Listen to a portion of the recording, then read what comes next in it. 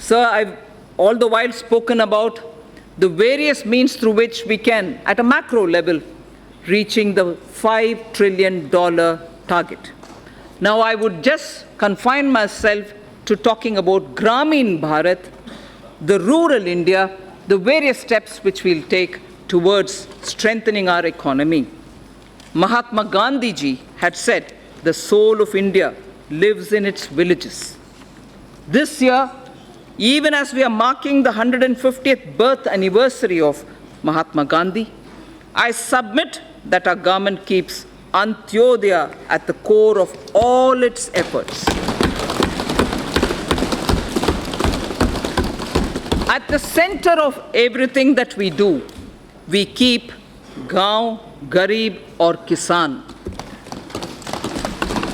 मतलब गांव, गरीब और किसान केंद्र बिंदु है हमारे हर एक कार्यक्रम में.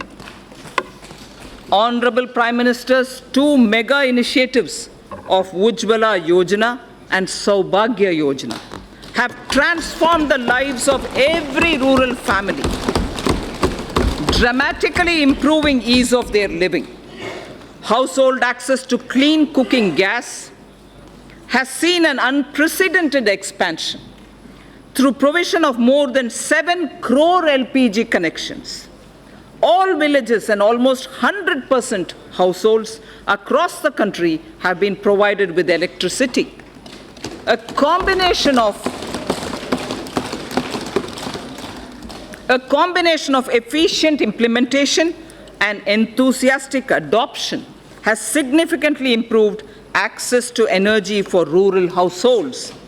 By 2022, the 75th year of Indian independence, I would like to assure the nation that every single rural family,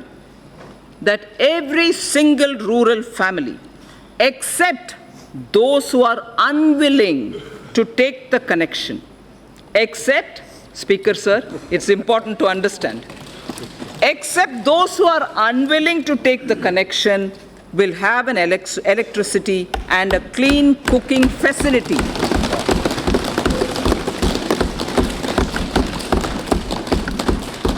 Pradhan Mantri Awas Yojana, Gramin, aims to achieve the objective of housing for all by 2022. A total of 1.5 crore rural homes have been completed in the last 5 years. In the second phase of PMAY Gramin, during 2019-20 to 2021-22, 1.95 crore houses are proposed to be provided to the eligible beneficiaries. These houses are also being provided with amenities like toilets, electricity, and LPG connections. With the use of technology, the DBT platform, the Direct Benefit Transfer platform, and technology inputs, average number of days for completion of houses has been reduced from 314 days in 2015 and 16. It took us 314 days, Speaker Sir. Now it is only 114 days. Please allow me to repeat this.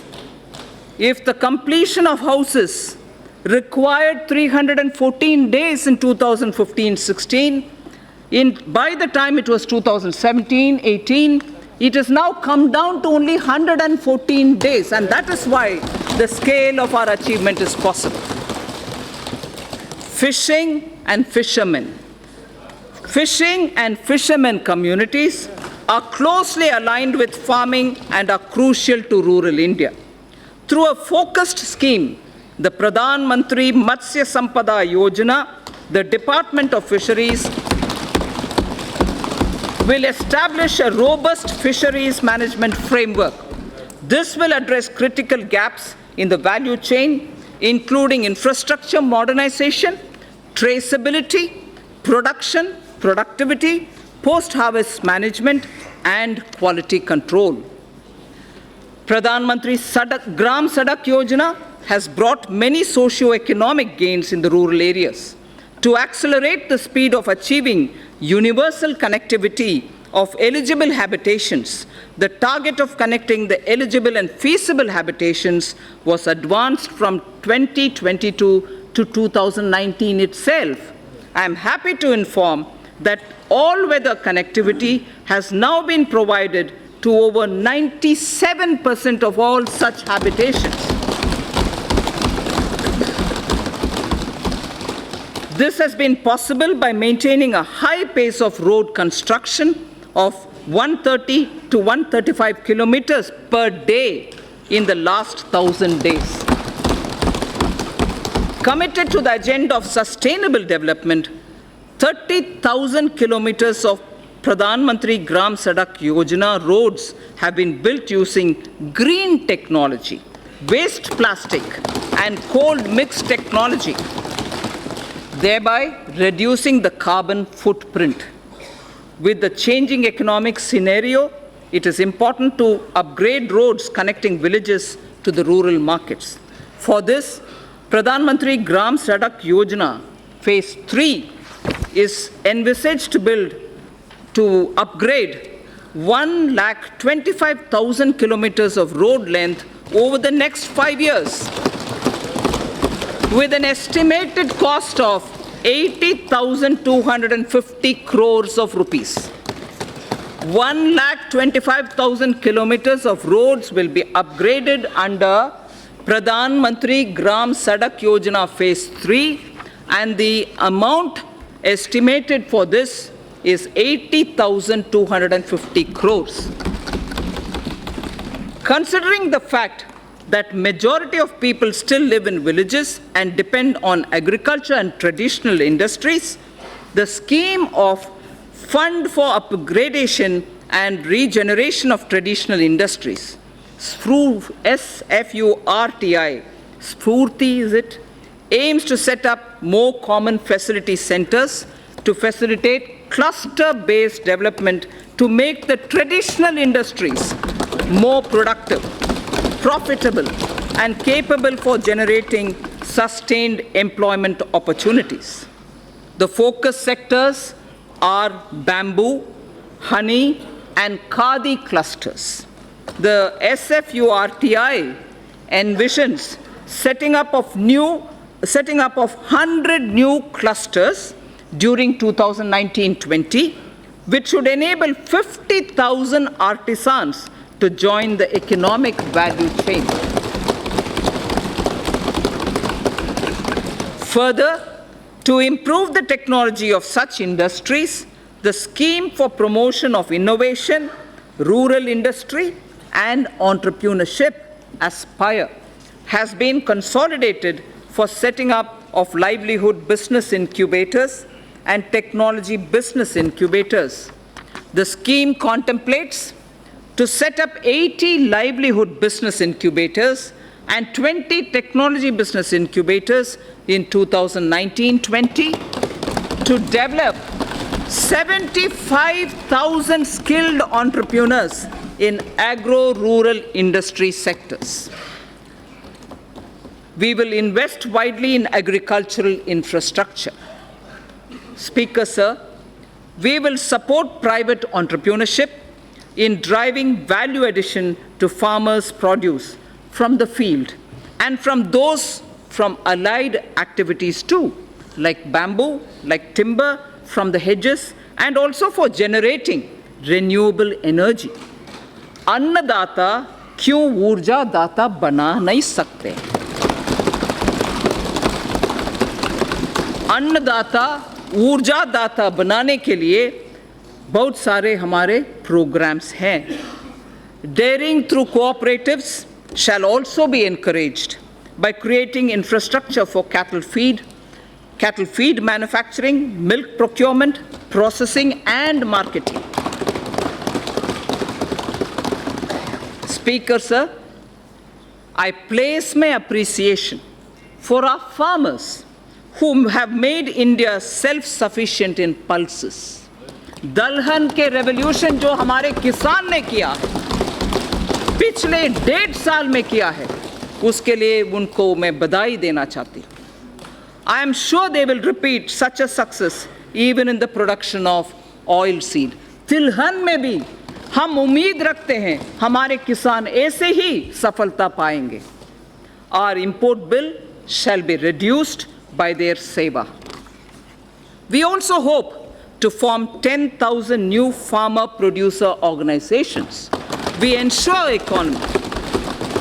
That will ensure economies of scale for farmers over the next 5 years. The government will work with state governments to allow farmers to benefit from e-NAM. The Agricultural Produce Marketing Cooperatives Act should not hamper farmers from getting a fair price for their produce. Ease of doing business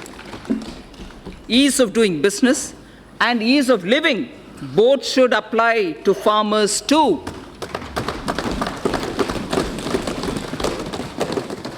And we shall go back to basics on one count. Speaker, sir, I would like to draw your attention. We shall go back to basics on one count. Zero budget farming. Zero budget farming may not be a new thing. That is why I said we'll go back to basics. We need to replicate this innovative model. Some states have already tried somewhat. We need to replicate this innovative model through which, in a few states, farmers are already being trained in this practice. Steps such as this can help in doubling our farmers' income in time for our 75th year of independence. Ensuring India's water security and providing access to safe and adequate drinking water to all Indians is a priority for this government.